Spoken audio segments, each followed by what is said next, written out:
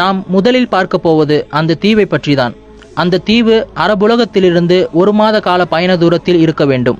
இரண்டாவது, அந்த தீவு உளவு வேலை பார்ப்பதில் நிபுணத்துவம் பெற்றிருக்க வேண்டும், அதாவது உளவாளிகள் நிறைந்திருக்க வேண்டும். மூன்றாவது, அந்த தீவில் இருந்து மத அரசியல் கட்டமைப்பு தகர்க்கப்பட்டும் அங்கு உள்ளவர்கள் இறை நம்பிக்கை அற்றவர்களாக மாறியிருக்க வேண்டும். அஸ்ஸலாமு அலைக்கும். நான் ஷேக் இம்ரான் ஹுசைன். நான் இப்போது உங்களிடம் கூற இருக்கும் கருத்து தஜ்ஜாலை பற்றிய குர்ஆன், ஹதீஸ் மற்றும் வரலாற்று குறிப்புகளை வைத்து செய்யப்பட்ட ஆய்வு. ஒரு முறை நபி ஸல்லல்லாஹு அலைஹி வஸல்லம் அவர்கள் மதீனாவில் வசித்த ஒரு யூத சிறுவனை சந்தேகித்தார்கள், இவன் தஜ்ஜாலாக இருப்பானோ என்று. அந்த சிறுவனின் பெயர் இப்னு சையாத். நபி ஸல்லல்லாஹு அலைஹி வஸல்லம் அவர்கள் உமர் ரலியல்லாஹு அன்ஹு அவர்களோடு அவனை நோக்கி சென்றார்கள். அவனிடம் சில கேள்விகளை கேட்டார்கள். அவனோ மிகவும் மரியாதையற்ற விதமாக பதிலளித்தான்.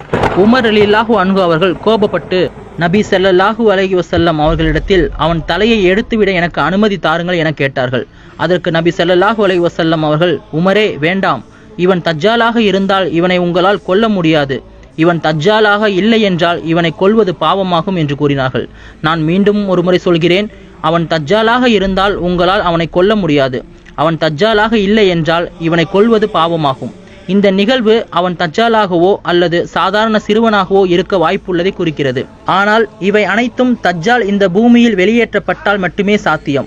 இந்த செய்தி தஜ்ஜால் இந்த உலகத்தோடு தொடர்பில் இருக்கிறான் என்பதையும் அவன் நபி ஸல்லல்லாஹு அலைஹி வஸல்லம் காலத்திலேயே வெளிவந்து விட்டான் என்பதையும் மறைமுகமாக குறிக்கிறது.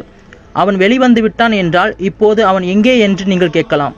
இப்போது நாம் சஹீஹ் முஸ்லிமில் இடம்பெற்றுள்ள புதிரான நிகழ்வு ஒன்றை பார்ப்போம். கிறிஸ்துவத்திலிருந்து இஸ்லாத்திற்கு வந்த நபி ஸல்லல்லாஹு அலைஹி வஸல்லம் அவர்களின் தோழர்களில் ஒருவரான தமீமுத்தாரி அவர்கள் நபி ஸல்லல்லாஹு அலைஹி வஸல்லம் இடத்தில் வந்து நடந்ததை கூறுகிறார். இந்த நிகழ்வை நாம் விமர்சன ரீதியாக பார்க்கும்போது இது உண்மை நிகழ்வாக இருக்க முடியாது என்றே கருதுவோம். ஆனால் நபி ஸல்லல்லாஹு அலைஹி வஸல்லம் அவர்கள் அதை விளங்கி கொண்டார்கள். பிறகு மக்களிடம், எல்லோரும் அமருங்கள், நான் உங்களிடம் முக்கியமான விஷயத்தை பற்றி கூற இருக்கிறேன் என்றார்கள். தமீமுத்தாரி என்னிடம் வந்து தஜ்ஜாலை பற்றி சில விஷயங்கள் கூறினார். நான் உங்களிடம் கூறிய அனைத்தும் உறுதியாகிவிட்டது என்று கூறி அந்த விஷயங்கள் குறித்து பேசத் தொடங்கினார்கள்.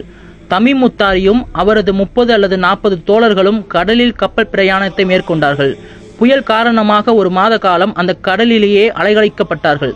பின்பு கப்பல் கரை ஒதுங்கிய அவ்விடத்தை அவர்கள் அடைந்தார்கள்.